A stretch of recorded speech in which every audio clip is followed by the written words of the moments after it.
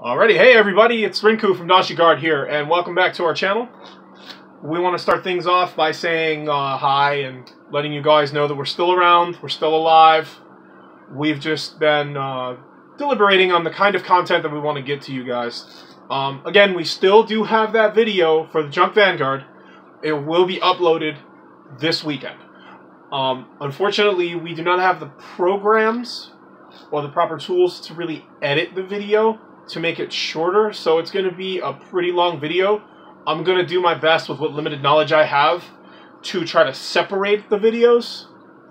Other than that, we're going to get down to what we were doing. Now, I've been wanting to do this specific video for a while. This is a deck profile. This is not a video. This is not a match video or anything like that. This is going to be a deck profile. It's going to be for standard. This deck is very near and dear to me. I've been playtesting it quite a bit. Lots and lots and lots of trial and error. I'm still not completely satisfied with how it works.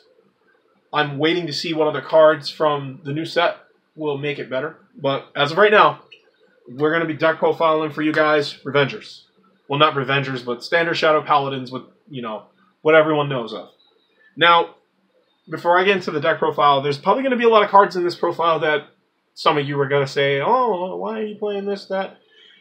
While there are cards in that I too agree that I shouldn't really be playing, I'm using them because right now I don't have any other ideas aside from what I know best. So, with that being said, we're going to start it off. So we all know the starter. It's going to be Crisis Revenger Fritz. Now, we're going to go with the grade 3s. You all may think this is the typical grade 3 setup, but we have to optimize. We got 4 Mordred Phantoms. You know, this card is insane. When I first saw it being played over in Japan, I instantly knew it was going to be a deck that was going to be in the tier section. It used to be one of the best. Right now, I would see it as high B, low A, just because it does falter when you don't draw your pieces. There's a lot of consistency with getting your pieces. But just like any deck, you know, the less that you see your pieces or your cards that you want to use for your win, the less likely the deck's going to work. So for Mordred Phantom, and I apologize in advance if the camera angle's wrong or if it's off. We got limited space, so we're doing what we got. So we got 4 Mordred Phantoms, and then this is one of the win cons. Well, I think it's the win con of the deck. 3 of the Danger Lunges. Yes, I know I don't have the SP ones. I'm searching for them. However, if any of you see us at the Bushiroad events or any locals and you have SP Danger Lunges, come talk to me. I'm Rinku. Or you can come to Joker and let her know. She'll come to me and then she'll bring you to me and we can try to work some out, like, you know, trades or whatever. But getting back to that, this card is what Shadow Paladin needed in Standard to really give it that oomph. The older version of Shadow Paladins with the whole Gust Blaster, Phantom Blaster deck, it was okay, but it didn't have that oomph that this card gives it. And comboed with Mordred Phantom, it's just downright insane. I've won many a game with this card, just because I just have, you know, 3 Force Markers on 1 rear guard, play a bunch of Blaster decks, then drop this, you know, and it's pretty much it. Right, and then moving on to the grade 2s. Now the grade 2s, I'm completely content with all 10 of these, aside from 2 of them. So we'll start off with the ones that I'm not so sure about. There's 2 Makas in the deck right now. I had 4 with the whole Charon thing. However, I've slowly started to see the inconsistency and why many players that want to play this deck in a mid to high level competitive scene do not want to play this. It breaks even. Now, granted, I love breaking even. Breaking even is amazing. If you're not giving up anything, it's good. But if you're not losing anything as well, then, you know, and you're also not gaining anything, that's fine too. But I've noticed that this deck has to gain something more for what it wants to do. So these are in here for now until I can figure out what other grade 2s that I would decide to play. I was considering the 5k one that can be searchable that deals damage to your opponent, but you know, I'm actually open to any comments. You guys can give me suggestions. I've even considered the whole grade 2 eagle thingy that Maka can search for. So that's that. And then we're going to get on to the other cards that I'm completely satisfied with. Now, I originally did not have Curse Lancer in this deck. I thought it was a really bad idea, and it was dumb of me to think that, because I've gotten in many situations where I had game on board with, you know, a couple Blaster Darks and Mordred on Vanguard. I just didn't have any counterblasts or way to, you know, get them back. So I decided to put 2 Curse Lancers in. Now, I haven't tested it yet, but I'm about 85% sure that this will work.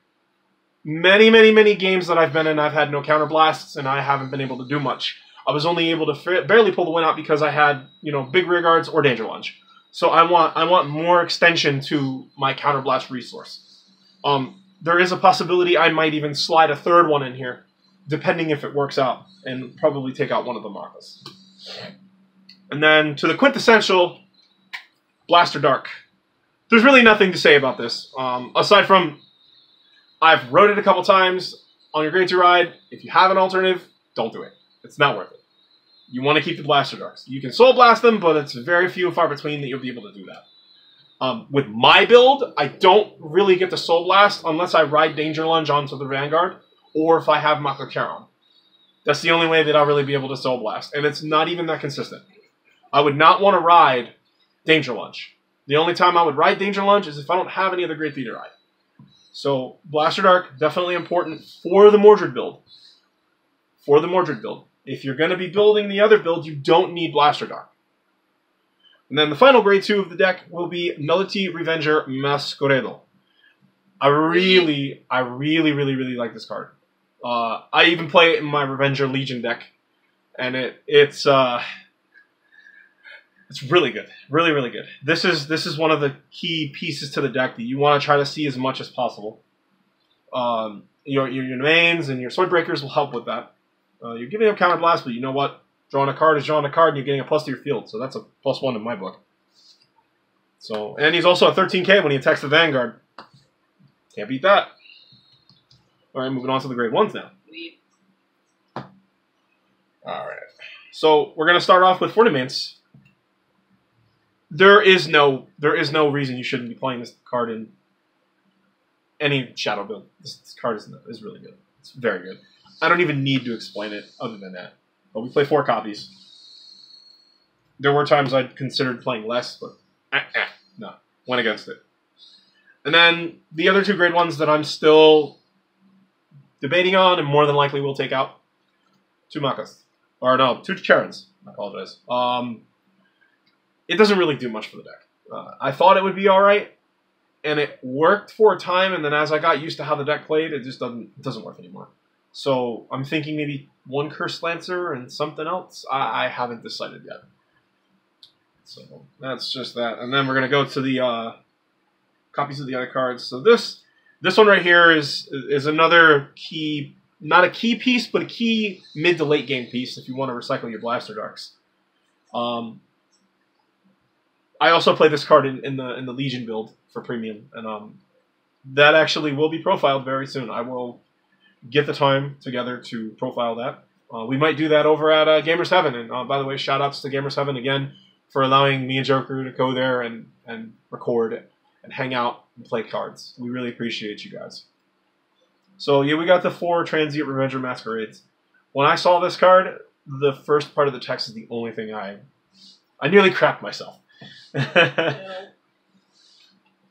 And then the final grade 1 is going to be 4 Swordbreaker. Now, I originally had 3 in here right before this profile, but I wanted to increase the consistency of Skullwitch domains, so I decided to just put the 4th one in, and then when I get the chance, I'm going to test it out and see how it works.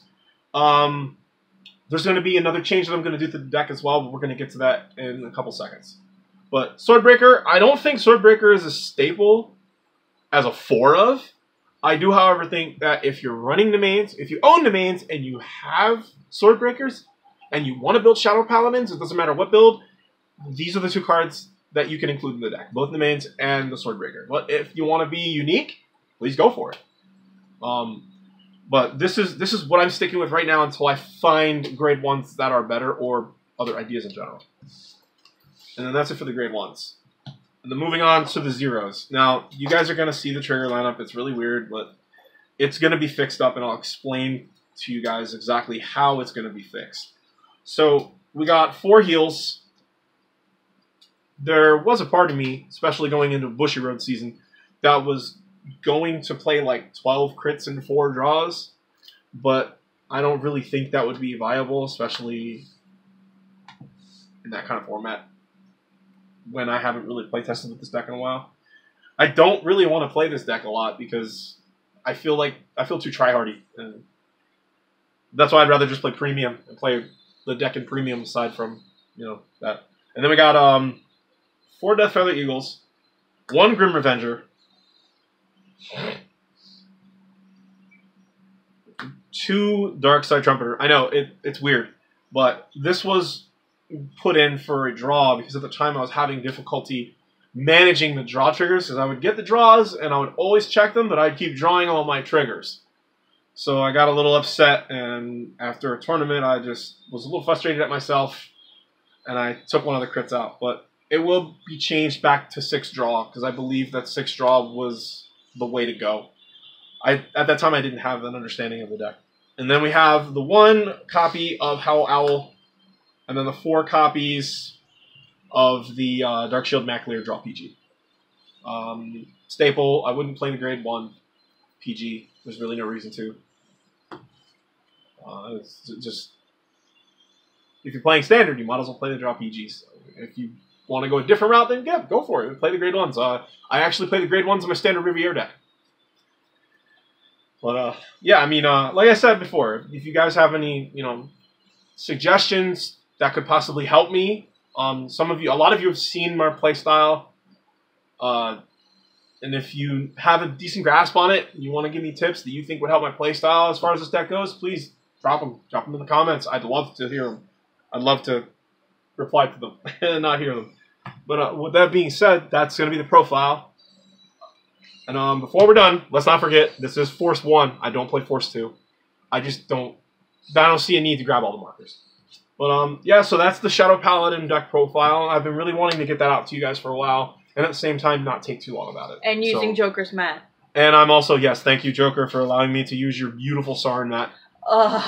This mat is definitely amazing. I'm thinking about getting one for like Elsbeth or something if they have it. But we will catch you guys on the flip side. Peace. Done.